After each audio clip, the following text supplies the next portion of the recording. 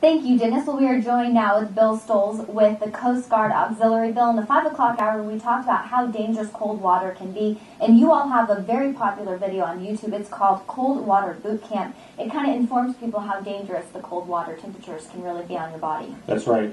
Right now, we're not experiencing the extreme cold like we do in the wintertime. In the wintertime, Lake Tahoe can get into the high 30s, extremely cold. Right now, we're about water temperature of 68 degrees. Even at 68 degrees, if you end up in the water accidentally and haven't planned on getting in the water, it's very dangerous. The first thing you do is you get cold water shock.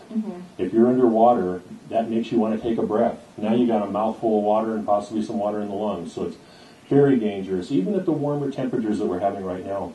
And Bill, we're going to talk about two very popular sports that are gaining a lot of popularity, stand-up paddleboarding and kayaking. But I understand that there's some dangers and there's some things that stand-up paddleboarders and kayakers need to know before they head out on the water. Yes. And the boaters.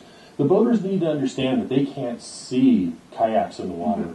They're too low in the water. So there's a lot of things that kayakers can do. And one of the things they can do is have a paddle that's bright. I brought a couple of examples here. Yeah, if I take this dark one and I'm paddling, it's dark. It doesn't show up.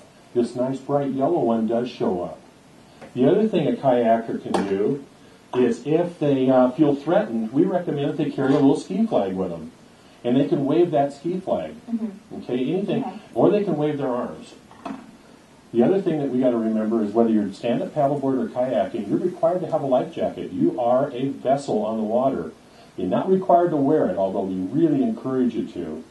And the market has answered the problem of what kind of life jacket to wear. I saw this one here. Yes. This is actually a belt pack that you actually wear around your belt, and you can pull it to the side when you don't need it. Pull it around to the front. It's inflatable. It has a gas cartridge. You pull the yellow handle, it inflates, and you pull it over your head. Kayakers also have to remember that it's very difficult to get back in a kayak if they either fall off of a sit on top or they swamp a sit inside. They could be in the water for a long time trying to save themselves. So it's best to wear a life jacket. That's really the bottom line. And families going out, too, for Labor Day, it is required, you said earlier, for children 13 and younger to wear a life jacket. Anybody under the age of 13 is required to wear a life jacket if that boat's underway. Okay, and that's an important reminder, obviously, federal law. That's federal law. Okay, well, some great reminders out here this morning. And again, if you are out on the lake, just make sure that you are careful, wear a life jacket at all times.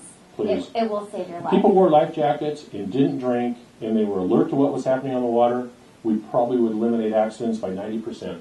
Well, very important. We're going to talk to you all for our midday show as well. So thank you so much for being in here this morning.